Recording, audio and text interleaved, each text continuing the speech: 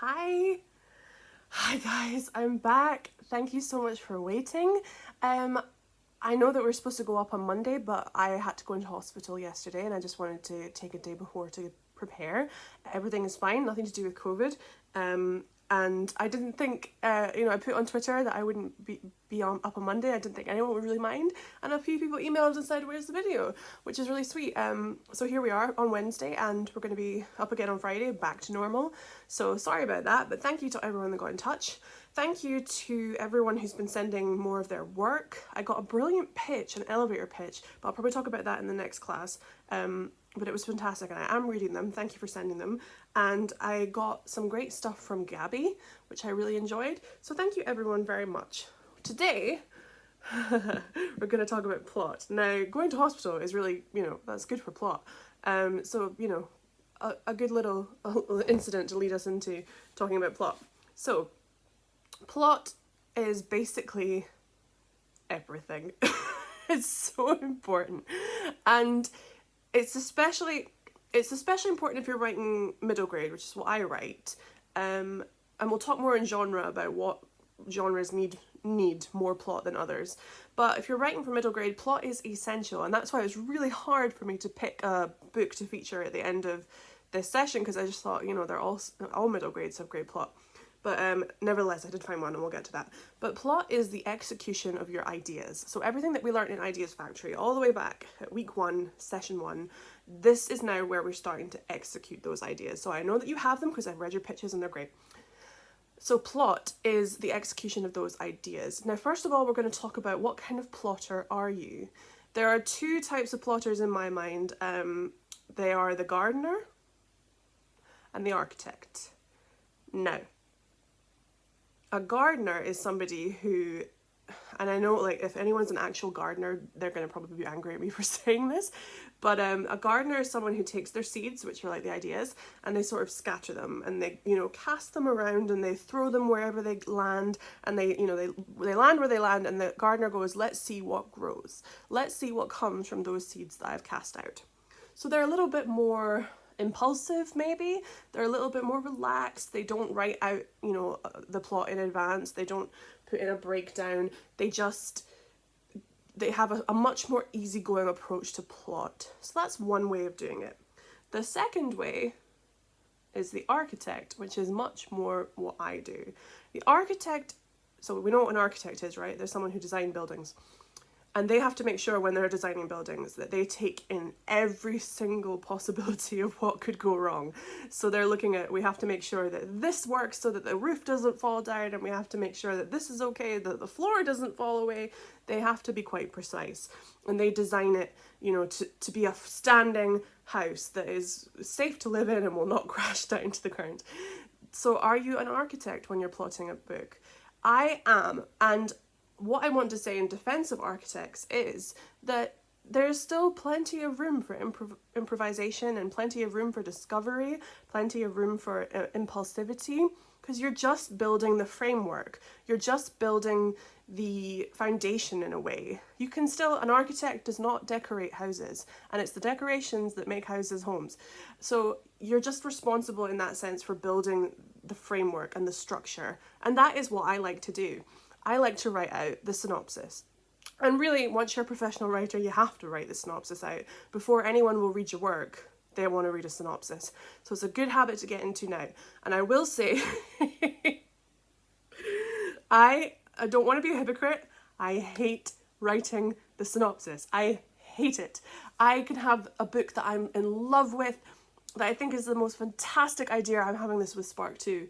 Not that who knows if there'll ever be a Spark 2, but I wrote a synopsis for one and I just thought, I love the idea of this book, but when I write the synopsis, it's horrible.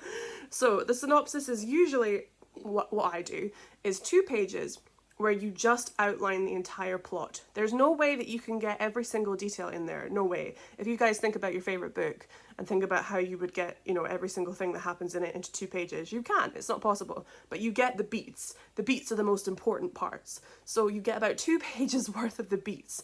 And you have to give the spoilers, you're not allowed to hold anything back, because this is not like a blurb, this is not like a teaser.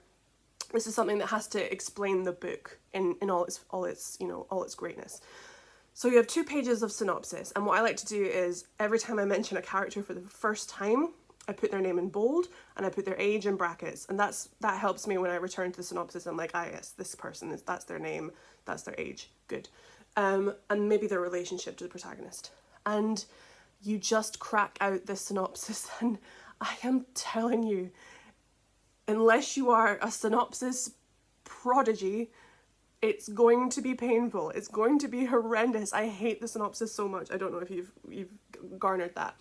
But don't take the feelings you get maybe writing the synopsis as a reflection on your book. That is not the case. The book is always more enjoyable to write. Not always, not, all the time, but it's more interesting to write than the synopsis. The synopsis is really hard. But it's a tool that we use in the industry to kind of prep people for the manuscript. And it can be really helpful in plotting. So I really do advise doing a synopsis. You know what your ideas are, you know what your character is, because we've done all that. So you put your plot down. And sometimes I write a synopsis for a book that it's just come in my head. And as I write the synopsis, some of the things that weren't maybe making sense start to make sense. So as much as I don't like doing it, it can be really helpful. So that's your synopsis, which if you're an architect is essential. Sometimes even architects will do complete chapter breakdowns. So they'll go chapter 1, paragraph on what happens in chapter 1, chapter 2, paragraph on what happens in chapter 2. I've never written a book that way, but who's to say that's not a great way to do it? If you're a super keen plotter and you just want to have all of your points and you want to join those dots up, doing a chapter by chapter breakdown might be a good idea. But I like to do a slightly more general synopsis with characters in bold, and I return to that, and this is why it's great. As much as I hate doing the synopsis, when I'm in a draft and you get to, let's say, 2/3 of the way in, which is sometimes where it can get a little bit hard, you're kind of in that difficult middle section, hitting a bit of a wall, returning to a synopsis is the difference between when I used to write and I would fizzle out and I couldn't keep going, and the books that I've written now. So, Spark, I wouldn't say it was difficult in the middle, but I definitely got to a point where I was like, I just want to get to this really important bit in the 3rd act, which is in the synopsis.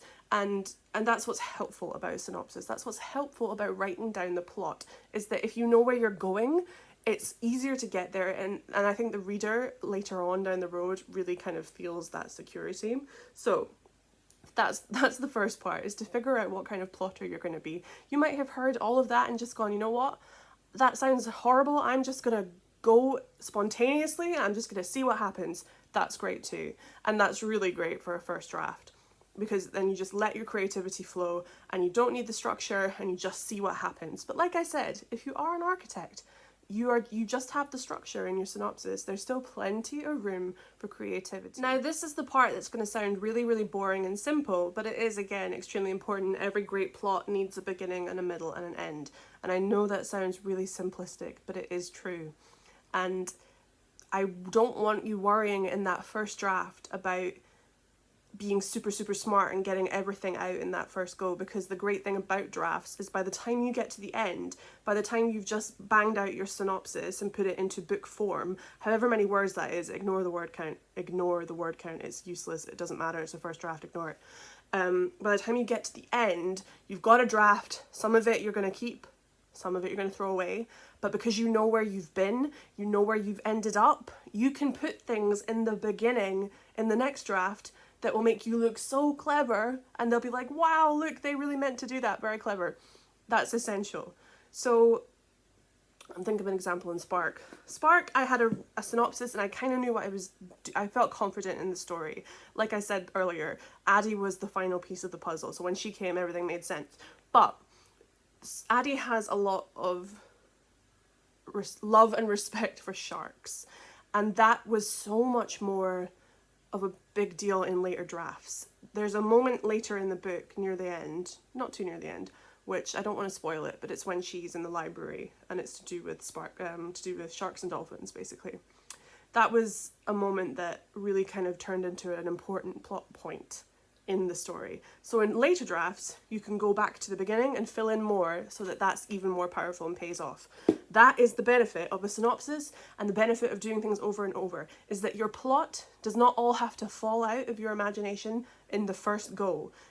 You can add, you can subtract, you can put things in later. It's a little bit like cooking. You can't just dump all the salt in at the beginning. You can pepper it in throughout. Pepper your salt. You can put it in throughout.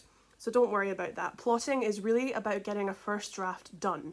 And the first draft is not the final draft unless you're a genius. And we'll talk later about the publishing process, but even if you're just working on your own in general with no intent to publish, redrafting and rewriting is a great way of strengthening that plot and getting those ideas that we talked about in Ideas Factories executed properly. So I want you to think about whether you are a gardener or an architect, or maybe you're another kind. Maybe you're a completely different kind of plotter. Anyway, have a think about it and let me know if you want. And for the task, which, you know, we're going to be back on Friday, that's not very long, so don't worry. Again, not homework, don't have to do it. But the task is to write a synopsis. So I've had some great elevator pitches, and I'm going to mention the one that I got this morning in the next class because it was great. We've had some great elevator pitches. Now let's try a synopsis. 1-2 pages of your story, beginning, middle, end. Don't worry about the details. Don't worry about, you know, the finite things. That's all going to come later. We're going to talk about techniques and things that can help that later. Right now, get the ideas down into a synopsis, 2 pages. I know that's a lot. You don't have to do it. And if you do want to do it, you can do it for whenever. This isn't homework, but that's what we want to do. Now, like I said, I had a tough time thinking about which book to feature for this one, because middle grade books are tremendous with plot. That's kind of a given. They're amazing. But I finally decided on a series by the wonderful Michelle Harrison. So it is The Pinch of Magic and the Sprinkle of Sorcery, book 1, book 2. Tangle of Spells, book 3 is coming very soon. Michelle is a great example of plot and character working fantastically together, because you can sometimes have an incredible plot, like I said, but if the characters don't work, it's not much fun. But Michelle makes it so that the plot and the character are in sync. Character is plot, Chekhov said. That's a good quote to write down. And Michelle does not sacrifice one for the other. So I really decided on these, and I'm really excited for Tangle of Spells. But yeah, I'm sure you guys have read these. I'm sure people know these, but I just thought, you know, again, it was hard, but I thought these are a great example of plot. So, if you've not read them, you're in for a treat. And the featured bookshop today, this week, for the first part of plot, is the Barrister in Wonderland Bookshop, which is the coolest little bookshop, and they're really supportive of debut authors, and they're really supportive of inclusive books, and I just love them. So they have a great website, which I'm going to hopefully link down below, and I think you guys check them out because they're really great. So thank you for coming with me to this late session on plot. Back on Friday, can't wait. In the meantime, check out Michelle Harrison, check out Barrister in Wonderland Bookshop, and get working on a synopsis, because I promise you, from my point of view, which is how I'm doing this whole thing, I only know what I know, a synopsis, as painful as it is to write, really helps me when I'm doing a draft. It's the ultimate tool. So it's a really good habit to get into. Thank you guys, thank you so much, and I'll see you on Friday. Bye.